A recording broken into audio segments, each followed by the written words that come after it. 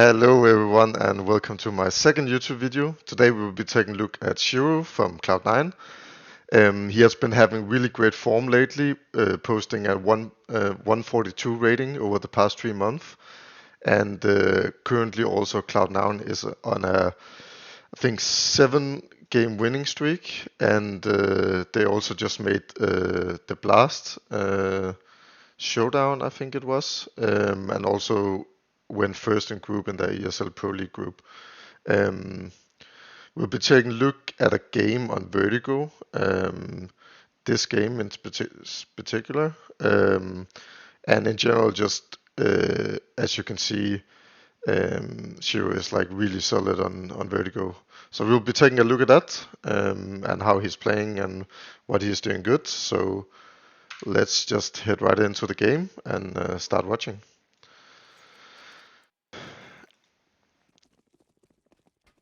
Something that a lot of people, I think, say about sh1ro is that he's a little bit passive.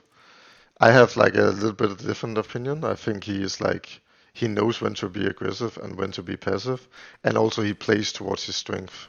And I think that he is like one of the best clutches in the world. So him staying alive for the final situations where it's like 2 versus 2, 1 versus 2 is really important for Cloud9 as a team.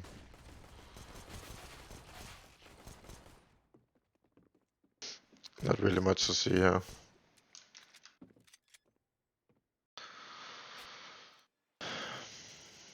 Alright.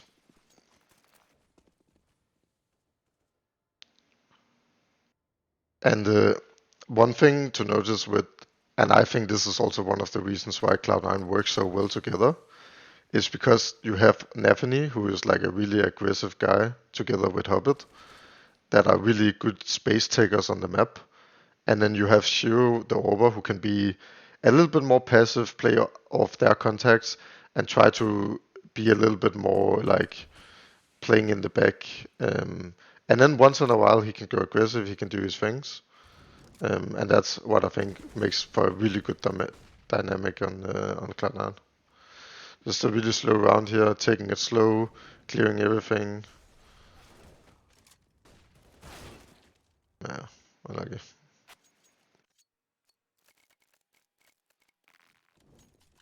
Let's go skip the egos, even though they win it. That doesn't really matter.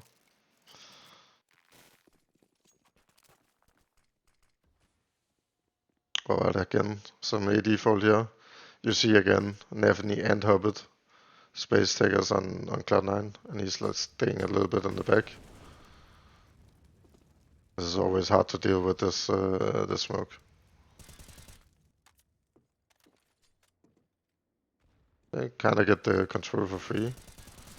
This is something that I don't see that often on Vertigo. Normally I see CTs fighting really heavy for realm control.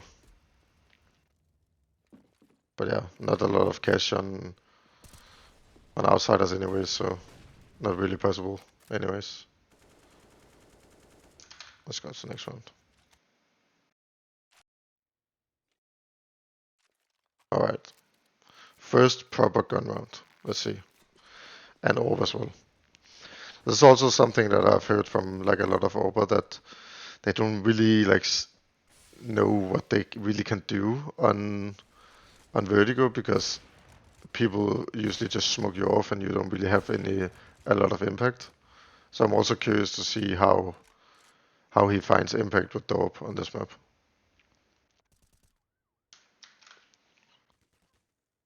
It's pretty default, just waiting for smokes to fade. And then yeah, this is also like usually how Vertigo is being played, that you're just chilling, waiting for smokes to fade, and then after the first couple of smokes have been thrown from CTs, then you start as T to like take some space or fake with some utility and then go the other side. This is something that you also will often see from sh1ro, like being really good at setting up his teammates. So and this is like an important thing to think about when you're an Orber as well, is that you don't necessarily have to be always the playmaker and the guy who is like you know, winning the round for your team. A lot of the time, what you will win the round for your teammate is being good at setting them up with grenades, being good at uh, flashing them in on a correct timing, being good at communicating well. I'm flashing here, bang, go now, and so on. And this is something that I've also heard from Nafany's interviews, where he's saying that sh1ro is like a second in-game leader, that he could be in-game leader if he wanted to. So that is definitely something that I think he's like really good at, and also is is like complementing his ability to perform well as well. Because if he can get into a good position, and by good position, like for example in this round, when they are going into B side, he cannot really do anything. But when you are on B side and you have an afterplant with an orb on B side, it is like really easy to then play the round. Um, so yeah, that is one of the things that I definitely think is like uh, something the sh1ro is really good at, and also something like James is really good at as well. Would also make sense since he's the in-game leader, of course. Again, just just holding, letting Nafany work, kind of supporting him, holding his Ivy, so he can wake up ramp. Another little boost. This is cheeky with the orb. I've never really seen this before. But yeah, again, just trying to help his team get the control on the map. This is also something common you see a lot of Orbers do. And this is really cool. So this is something that I don't see like a lot of Orbers do really that well. And you can just see, I will just show this again because I think it's really important point as an Orber to be able to do this kind of stuff for your teammate. So like he's just holding in the start, not really doing anything special, just holding, holding, holding. And then when he comes up the ramp, one thing is that is really common, and you can also see it, is that James is playing here with Orb. So how do you get this control? This control is only really able to get by doing these nades that sh1ro is now gonna do. So he will do the one-way molly, then he will do a perfect flash for Ivy, and now you can see they get the control for free. Now they can smoke. Now they should smoke left side, bomb side, and then just peek behind the molly here. And now they lost the round, but this is just like a really solid way to like you can set up your teammate. And if you're good at like taking that initiative in your team and saying, guys, I can do the, let's just call it Ivy combo, then you can set up your team to get extra space. And when then you get the extra space, that is when you activate with your orb.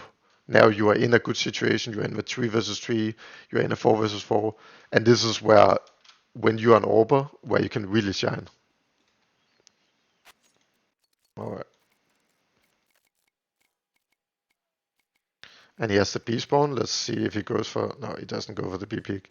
It's not really that good anymore to go for the B peak either, because a lot of teams will do this jumping HE over the wood here, and then he will just take 50 damage for free. So it's not really common that more anymore to go for this kind of peaks. But yeah, again, just default round, making sure that the CTs can't just be jumping here for free without being like scared of like getting shot.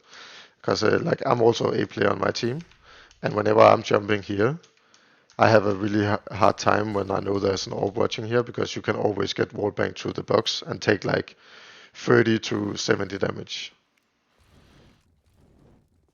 Again, setting up his teammates, some like a really good combo here. Smoke for right side, molly for default, and then one flash to the left. Now they have bomb side. Now it's the point where he needs to activate. Now he needs to take the duels and get the kind of more easier kills. And as we see, like yeah, like now he is in the position where sh1ro is like really really good. And let's see if he can make this round work. Yeah, as you can see, like now is a time where he is just like a really solid player. Unlucky they didn't win. But yeah, you see, like he's setting up his teammates. They're getting into the site, then he activates, and that is something that I think you will see a lot with sh1ro. And I'm curious to see if he will go for some aggressive peaks by himself. Um,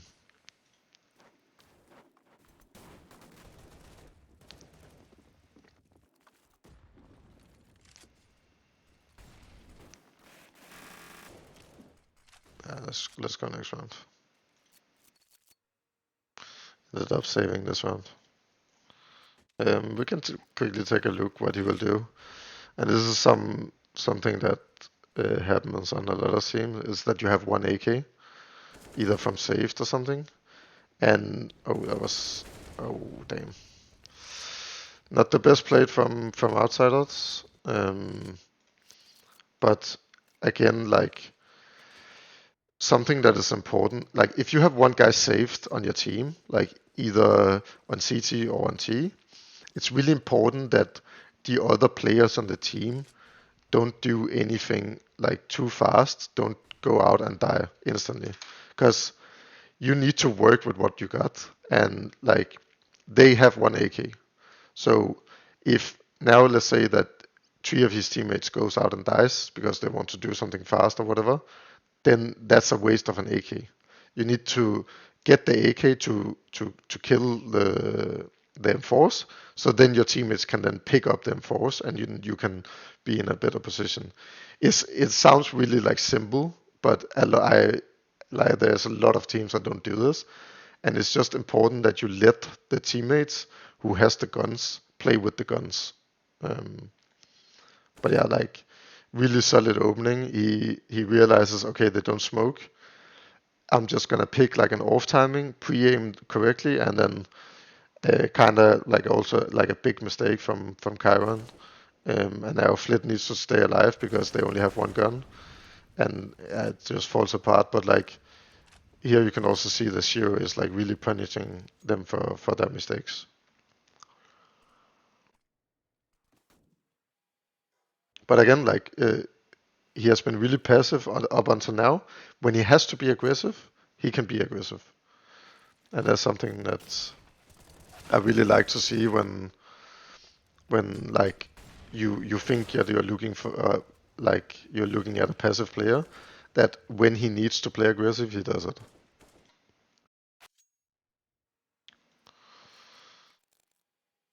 Alright, Orb again. Um, I see kind of the same starter. Looking at Crane if he can. Okay, they do the normal deep smoke. Let's boost. And this I really like. Uh, just getting instantly boosted when they see this normal ramp smoke. And then he usually goes for this wallbang. And this is always good because if he hits one, he knows they are walking down, and then it also creates like a lot of pressures for the CT. Um, but yeah, this is just in general, and this is like really good knowledge from sh1ro as well. And it's something that I really also hate when I'm the A player. Is this smoke is like really common to throw, and people don't really spam it. But I guess like on higher level, people are way more ready for it.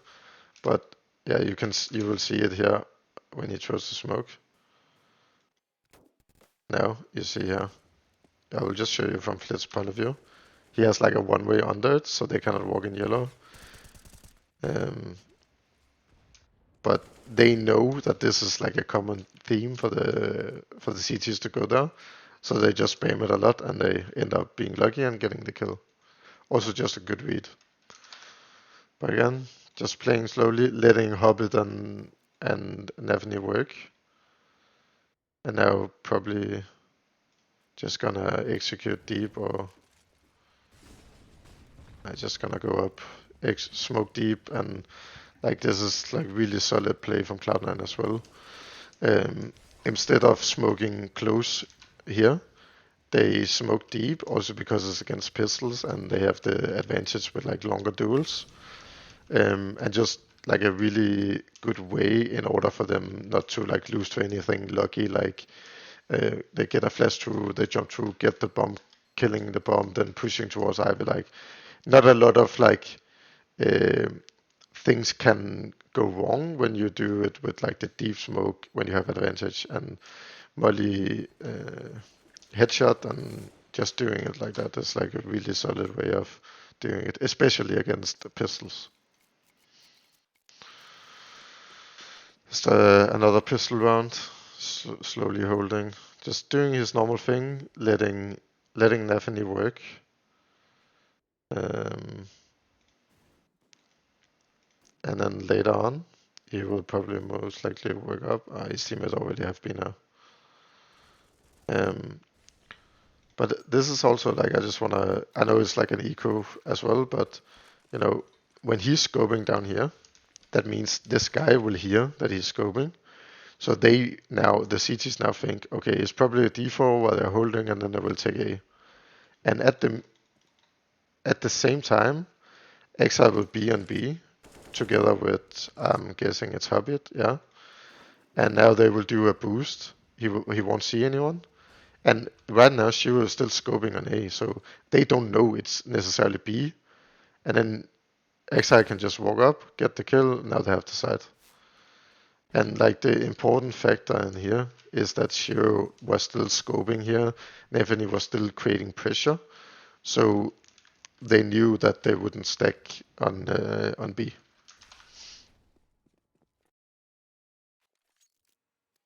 Alright, next gun round. Oh, let's find sh1ro. Now he doesn't have the AWP.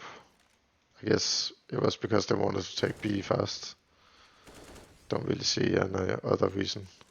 No, they will probably switch. Yeah.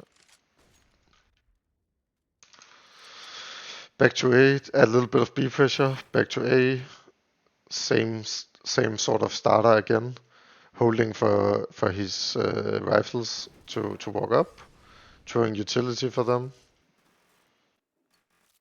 joining them whenever they get the space. And now it's time to sh1ro to activate.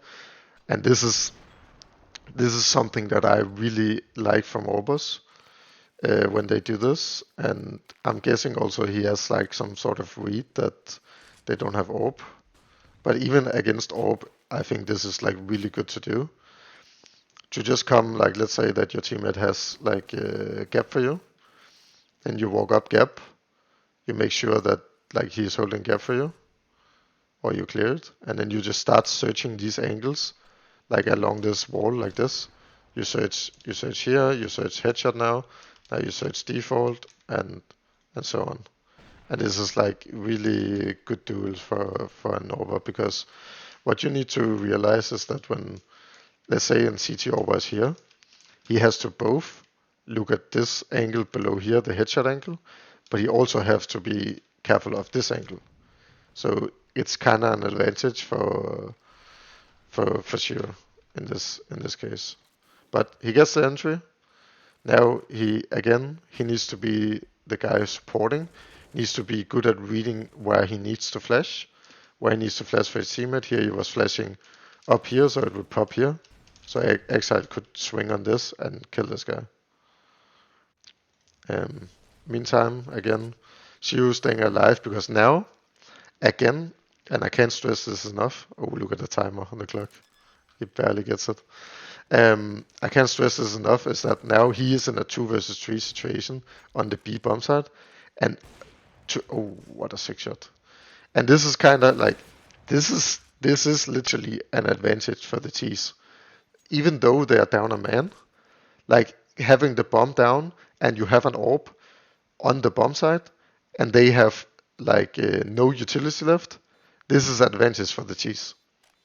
So this is also one thing that is like kind of important, that why you need to be so good at setting up your teammates, so you can later in the round be this important like factor in these 2 versus 3s, 3 versus 3s, and so on.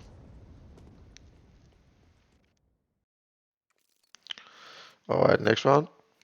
Let's see if he's ever getting challenged by GM as well. I haven't seen that so far.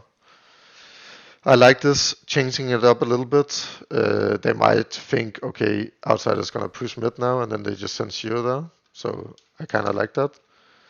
Um, Now just going back to A again. Nafany already up, doing a lot of pressure. And this is something that Nafany is really good at. Nafany has full control. Again, he can go for this peak if he wanted to. Yeah, it looks like he does it.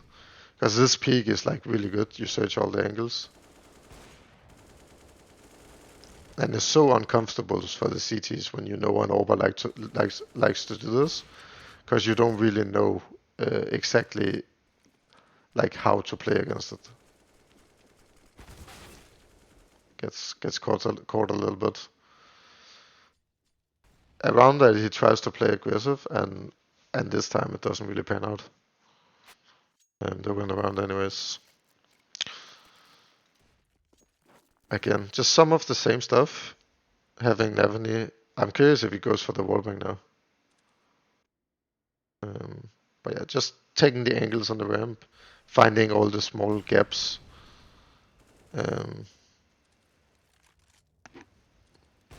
Yeah, goes for the wallbang, doesn't hit it. Oh, kind of good move from James actually. He knows that sh1ro has an orb, and if he misses, then it's a free round. Alright, great tee off from him. Let's check out how he likes to play on the CT side. Because I'm really curious, because like I've seen a lot of different ways that people play on the CT side as an Orber. I have seen people play heavy A, so that means sh1ro will then play with a rifle on A, and he will be like the main guy together with another guy on A.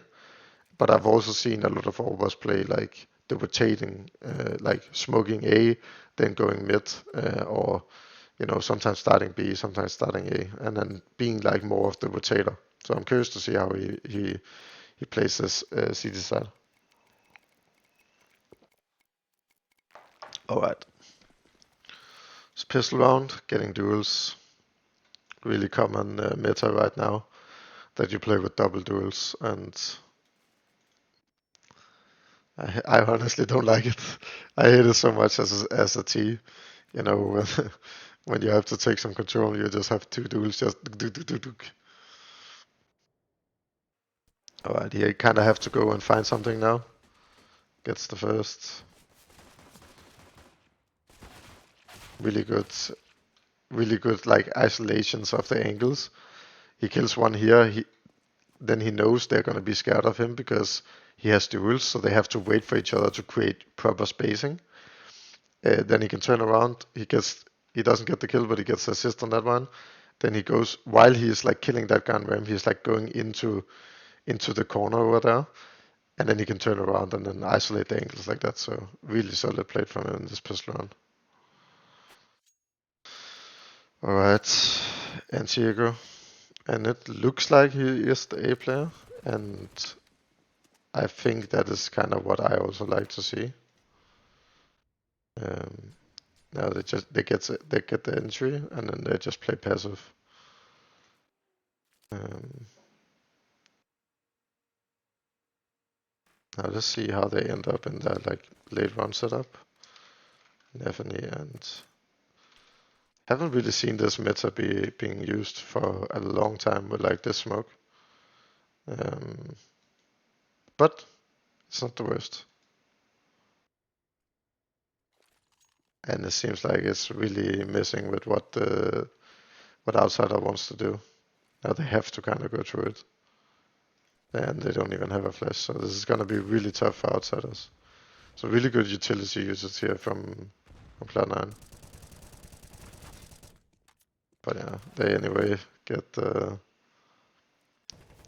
up. They don't hold their own smoke, which is kind of a mistake in my mind. But yeah, probably have to go safe. Yep. Alright, again, as I talked about before, okay, they force up full, so, but still, sh1ro has the only M4, so kinda his teammates need to think that, okay, he has the only M4, we need to make him, like, play a little bit. um, like play passive on your side of the map, so sh1ro can play with the M4.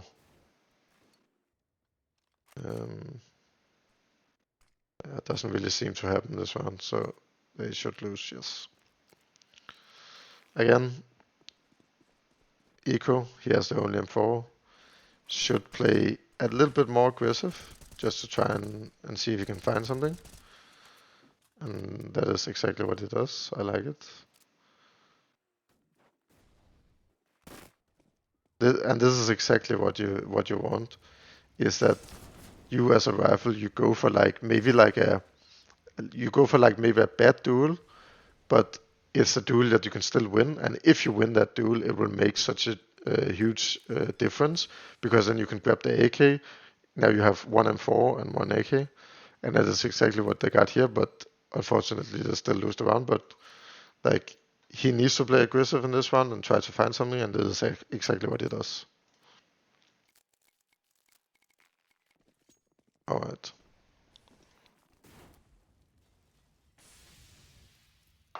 This is like a really common flash that people throw, and this will pop like right here in the air, and then you can swing on the flash.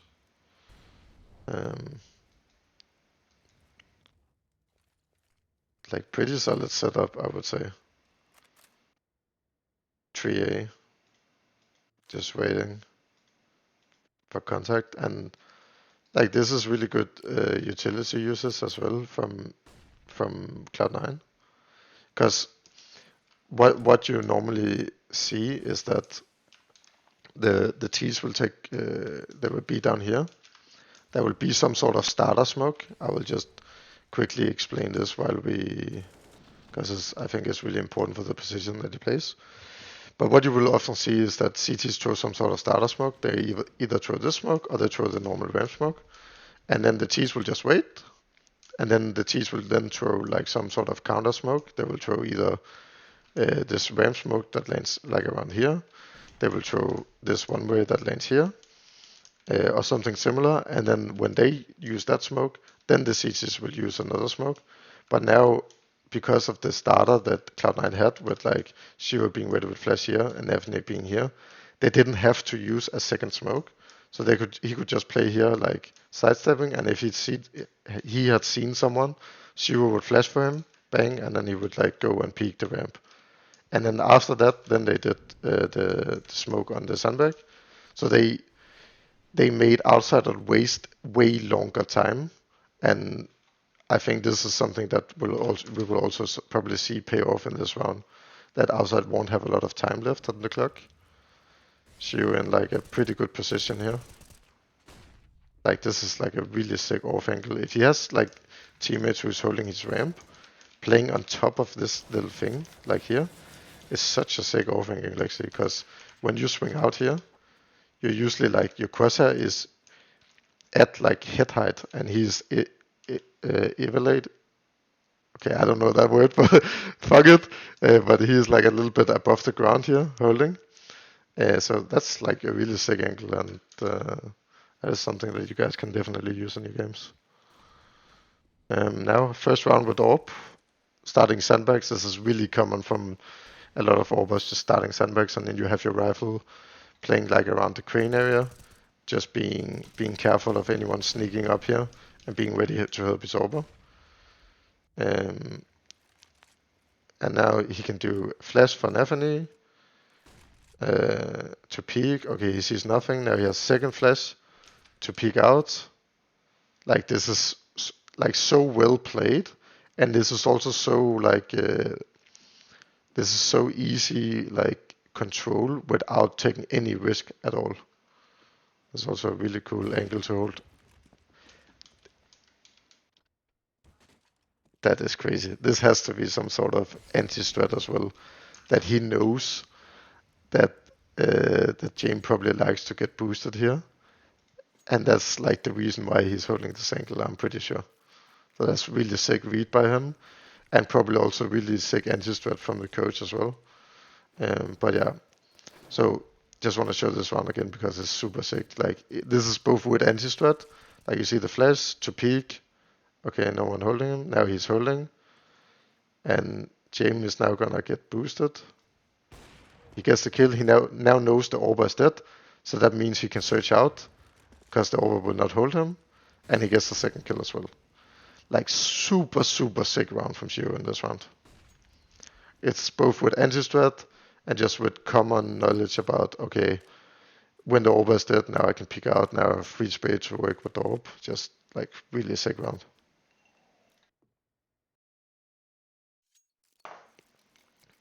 Alright. Again, probably starting sandbox, yeah. Really common. This molly is to counter when people throw this smoke, then you molly behind it so they cannot sneak up in the smoke. And that means that then sh1ro can start walking forward on ramp and start playing with the orb. So as here, walking forward again, just holding this this angle here for any T's like starting to walk up next to yellow, and he gets the opener. A little bit of a mistake again from Flit, but it's also like really hard to play against. Using the when he feels a little bit precious, this is not supposed to land there. He messed up the lineup. You can stand next to this. I don't know what this thing is, but you stand next to this, and then you aim at the top left of here, and then it would land on top of the sandbag. That was what he tried to do, but he failed it. But yeah, using that smoke is like really good smoke to make the T scared that you will play in, because it's a double one way. There's a one way here, and there's also a one way here, so they have to respect it. Again, it's like really sick round again from him. Like, so if you guys remember before, I talked about that how strong it is to as an Orber go and search this angle. And like here, James kind of has to do it because they're in a 4v5 situation, and he has to try and go and find something. So this is what sh1ro knows in his mind as well, that they have an orb, and he knows that James is probably gonna try to find something. So he holds only for the thing that I said. So now you see like James wants to try and do exactly the same as sh1ro did, but sh1ro like has this in his mind, and he's just holding double zoom, and there's no chance for James. That's like really sick read once again from sh1ro. And maybe also anti-strat, or maybe he watched a lot of James demos in the past or something like that he knows that, okay, James likes to go for this peak, so yeah, again, just really sick round. And again, after he kills the Orba, he knows, okay, no Orba can hold me. Now he can freely just go for the V-peaks and try to get even more kills, and that's exactly what he does. So again, really sick round. Has the spawn for the Crane peak, goes for it, doesn't see anything in the smoke. Now he needs to be really careful to not give away his orb. And this is like a really sick position to fall back to. When your teammate is still playing a little bit aggressive. This is really crazy. But look at the awareness as well, right? Look at the communication between Nefany, who is here. Like he has the whole ramp. If he doesn't say there's a chance that he can be here, then sh1ro might die to this guy. So this is just really good information. Talking together, he can be up the ramp. So sh1ro is then aware of it. They can throw a molly, and now you can go search. Really good communication together. And now just playing passive, playing the advantage situation, really solid. Yeah, really sick. Like such a sick like game from him. Honestly, I'm really impressed.